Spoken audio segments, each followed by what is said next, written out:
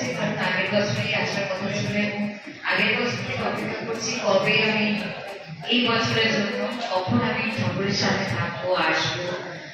এই মুখরোচক পরিবার সত্যি আমার পরিবারের মতনই হয়ে গেছে। ছোট বয়স থেকেই ছিল, কিন্তু ফর্মালি অ্যানাউন্স করা হচ্ছে। কারণ আমার মনে হয় যে অনেকবার আমি বলেছি এই কথাটা যে বাঙালি মানেই হচ্ছে মুখরোচক এবং ভারতীয় মানে মুখরোচক, চানাচুর মানে মুখরোচক, আর কিছু আমি জানি না। তো তাই জন্য চানাচুরের জায়গায় আমরা অন্যভাবে করি। এই মুখরোচকটা গতকালই যেরকম আমি চিড়ে ভাজাটা খাচ্ছিলাম আর টবেকে খাওয়াচ্ছিলাম। তো যাই হোক, এখন পুজো শুরু হয়ে গেছে। আমরা সবাই পুজো মানেই হচ্ছে মাসের মাস, সবাইকার কষ্ট সব মুছে যাবে, সবাইকার মুখে হাসি সবসময়, সবাই প্রার্থনা সবাই মনস্কামনা করবে। এখানে আসতে ভীষণ ভালো লাগে।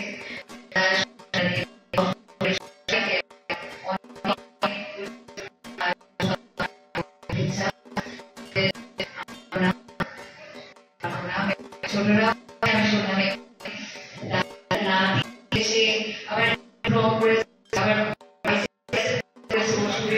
অনেক কিছু করেছে, হ্যাঁ, হাঁসের ঠোঁট রং করেছে, বা এর থেকে ভালো কিছু হতেই পারে না।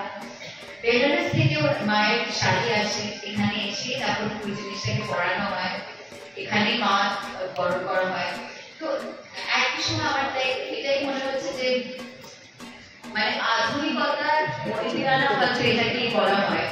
কারণ আমরা শুধু এটাই জানি যে 5 বছর ধরে এত সুন্দর রীতি মেনে এনারা করছেন এবং এত মন থেকে প্রাণ থেকে করছেন।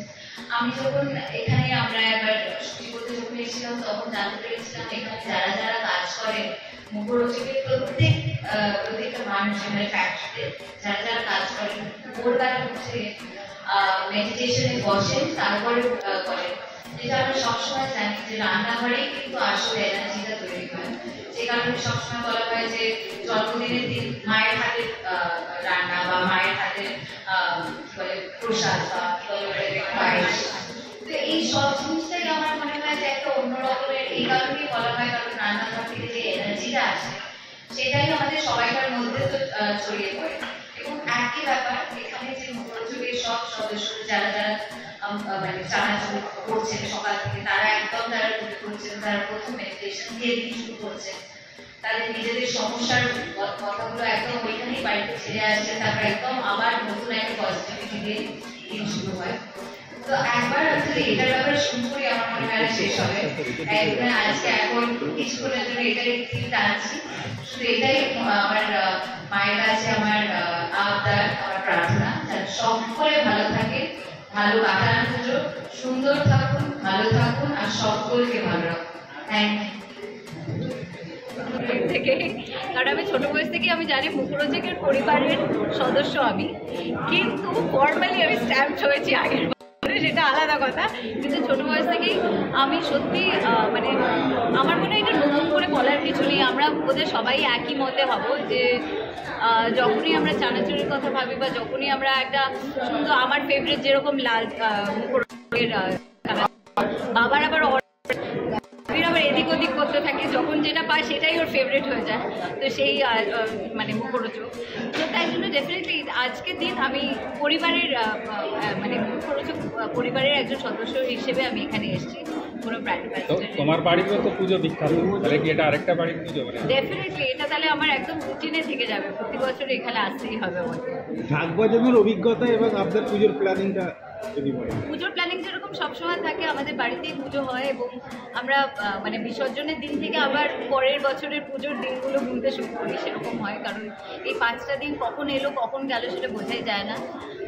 বাড়িতে আমাদের এবছর 101 বছরের পুজো, তো তাই জন্য খুবই স্পেশাল।